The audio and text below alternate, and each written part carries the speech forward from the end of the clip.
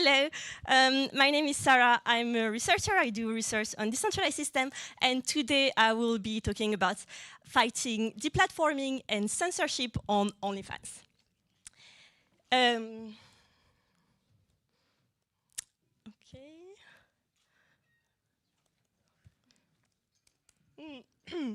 Wait, nothing is happening. Oopsie.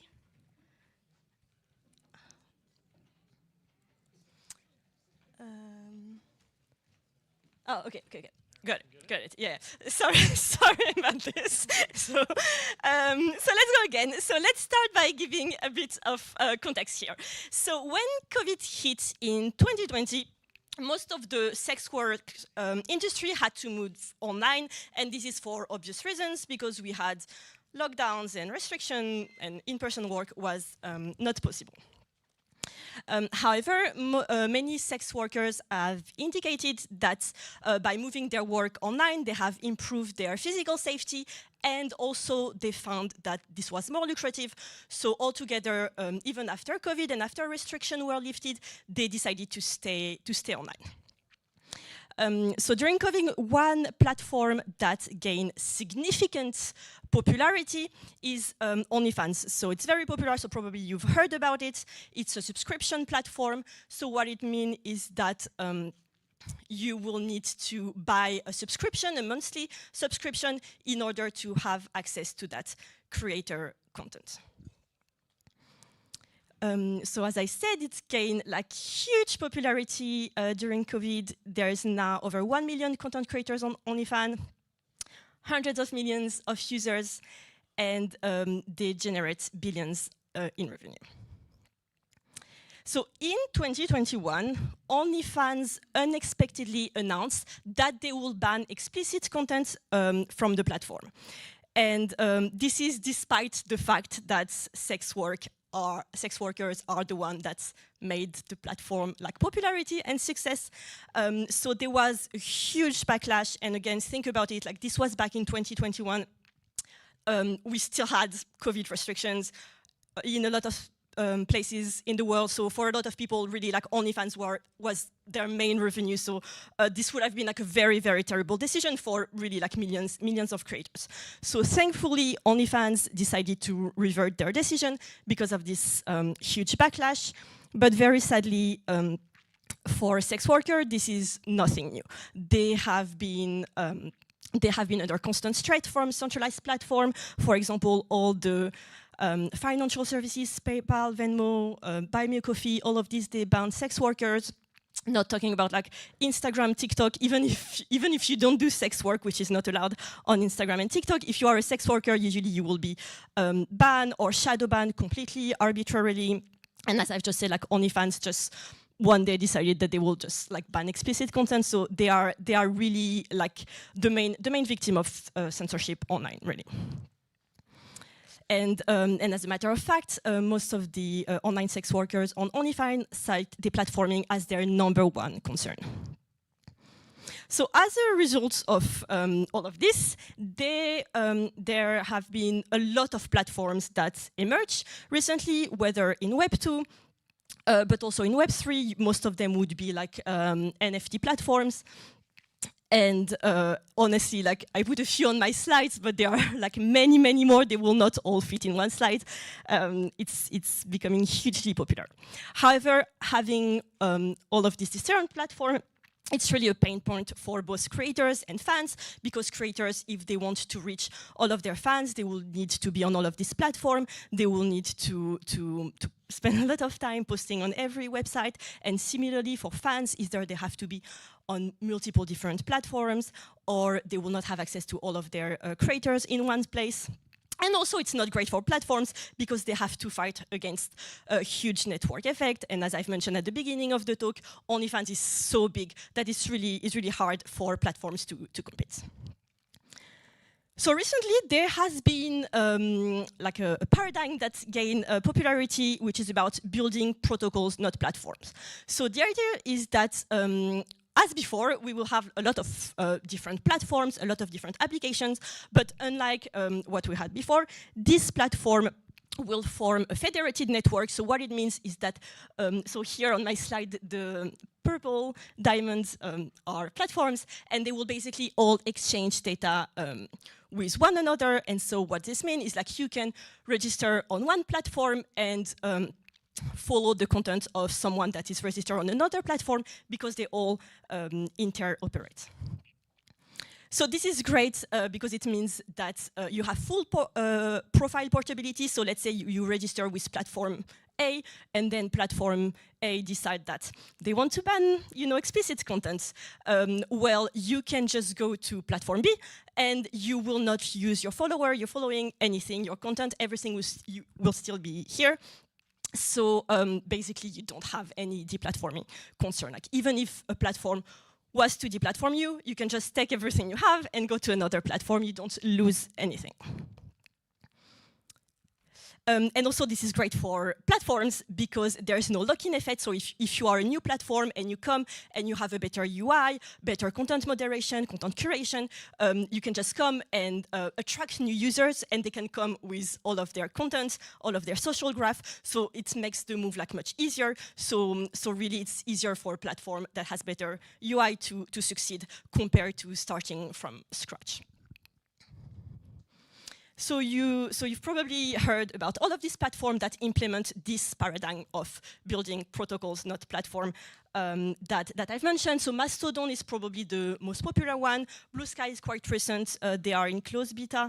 It was started by Jack from Twitter. And then Farcaster, Lens, Disso, and Nostr, all of them are blockchain-based, unlike Blue Sky and Mastodon, but all of them implement this federated model of social media. So all of them, they are Twitter-like, or like it's also called like micro-blogging platform. So it's not really adapted to the OnlyFans model, and I'll highlight why. So the main issues with adapting these protocols that I've just mentioned to OnlyFans is that on these protocols, the content is public. If you think about OnlyFans or a subscription platform, you need to give access to your content only to the people who are paying your subscription. So you don't want the content to be public. Also, on most of these protocols, like Farcaster, Blue Sky, and Mastodon, there's no monetization. Obviously, we want monetization. And most importantly, there is no privacy. This is a huge problem. Your social graph is public on all of these platforms. Again, thinking about OnlyFans and maybe like sensitive content, people don't necessarily want anyone to see who they are following and who they have subscribed to. So privacy is very, very important in that context. So basically, if we want to build a decentralized OnlyFans, we can take inspiration from all the federated social media that I've mentioned, and then add a decentralized payment on top of them, as well as a decentralized access management, so to manage who has access to the content and who has not, and finally, privacy. So I'm going to start by talking about subscription and decentralized payment because that's the easiest problem to solve. And the way to solve this, we know how to do decentralized payment. We can use blockchains such as Ethereum, especially if we think about subscription. Using a smart contract like Ethereum, it's very, very easy to do this. So I will not be talking much about this. I will just mention one project that I think is pretty cool that is called Superfluid that helps with recurring payments on blockchains. So that's for payments. And now I'm going to talk about something that is a bit more difficult to achieve, and this is the decentralized access management. So again, as I've mentioned before, it would not be ideal to have content public in this like federated network, because then we could have a malicious application, a malicious platform that will redistribute the content for free and maybe even steal the money from the creators. So we don't want to have the content public. I'm just going to take 1 second to note that preventing content theft is not like completely possible, even if you implement the best anti-screen recording software. Anyone could just take their phone and record the screen. So it's not completely possible to prevent content theft, unfortunately, but we want to make it like at least as hard as possible. We don't want to facilitate it. So the thing that we need to do is to encrypt the content. And then problem is solved. Basically, the content is encrypted, and the content creator will decrypt it only for those who have subscribed. So the, let's say, strawman way to do this is, so our content creator, which is the rabbit here, will encrypt its content and encrypt it using a symmetric key. Then here on my slide, I put that the encrypted content will be stored on IPFS. Any other decentralized storage solution could work. And whenever our user, so user blue, wants to access the contents, then the rabbit, the content creator, will just encrypt the key that it uses to encrypt the contents, but according to user blue public key. So basically here, user blue only, or blue user, will be able to decrypt the key, and once they have decrypted the key, they can access the content. So here, basically, you see that decrypting the key is the same as decrypting the content, because the key is what decrypts the content. So I just want to emphasize that the content is not stored on the blockchain, because that would be too costful. But from now on, I will not say encrypted the key. I will just say encrypted the content just to make it shorter, but just have in mind like this model. So what's the problem with this? The problem with this is that this is very costful for the content creator. Basically, the content creator will need to encrypt its content according to each public key of each of their subscribers, so that's a lot of work. So one way to solve this is to simply, let's say, to delegate this work of doing the encryption to a separate network. So basically, what we will have is something like that. We will have a new network of nodes. So this node, this could be, anyone. It could be Ethereum node. It could also be like the federated network node or anyone, but just like decentralized, let's say decentralized network. And this will be based on threshold cryptography. So basically, this decentralized network, they will have one public key, PK, that represents all of them. And the content creator, the rabbit, will encrypt the content only according to PK, so the aggregate public key of the network.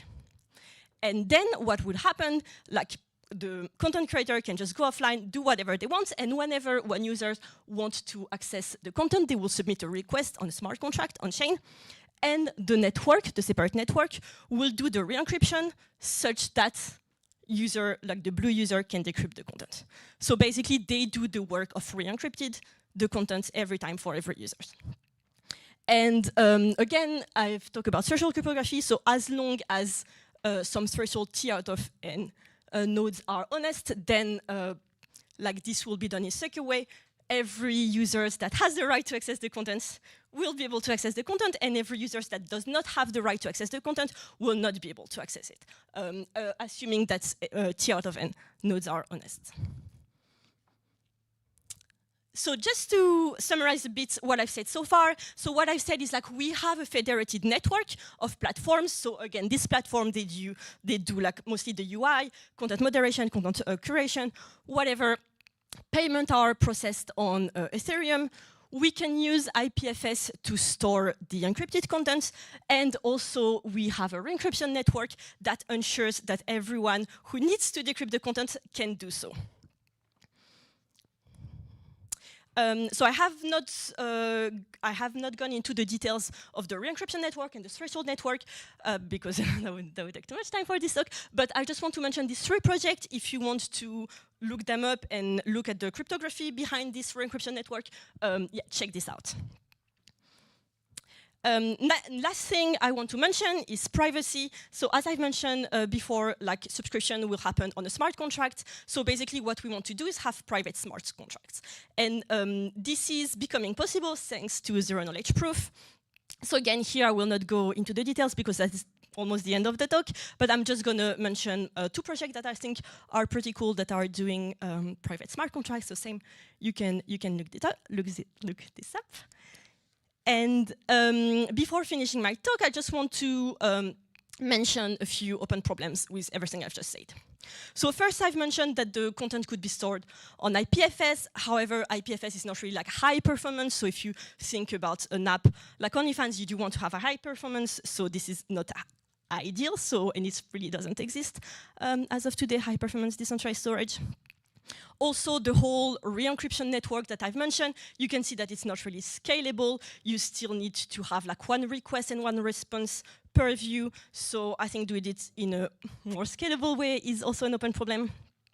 I have not mentioned at all tokenomics and incentivization, and obviously that's also something very important.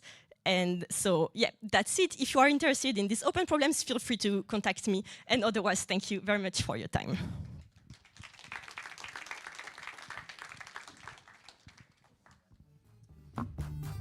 Hey, if there are any questions from the audience, feel free to ask. Hi, thank you so much. I was actually wondering, do you work as a content creator for OnlyFans? Or like, what's the background for that? I can understand if and how we can help you. Oh, you mean my background? Yeah. No, so me, I'm a researcher. So I do research on decentralized systems. Okay, thank you. Any more questions?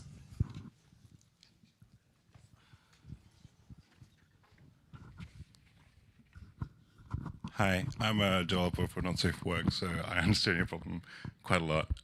So in terms of writing content to the blockchain, how are you thinking about solving problems such as people who upload content that is really problematic, so the really, really bad stuff. So that's one of the challenges, why we don't want to be putting certain types of content on the blockchain, and what considerations are you taking or considering to address those problems? So first, just to reiterate that the content is not actually on the blockchain. It will be, for example, like on IPFS. So that will be kind of like similar problem that they already have on IPFS. And so the way we could do like content moderation is do it on the UI. So basically, you as a platform, like you will moderate and not show to your user like explicit content. And then it's down to the IPFS node or everyone who store the data to decide whether they want to delete the content or not, but content moderation can happen at the platform level and at the UI level, basically. That would be the main goal. I think it is the last question. We have time only for one. Yeah, I think if that infrastructure works really fluently, it could be used for a lot of other stuff too, because we face kind of the same issue with storing files, like data, PDFs, Excel sheets, and we need to distribute access decentrally. So that's basically we're dealing with the same, and right now they haven't found a perfect Web3 solution, and we use Box kind of before that's solved. Okay, well, actually, if you want to tell me more after the talk, I'm curious about like your use case because, definitely, I think there are many other use cases. I think this one is the most obvious one because of the censorship, but I'm actually very, very curious about your use case. So happy to chat. Thank you. Thank you. Thank you very much.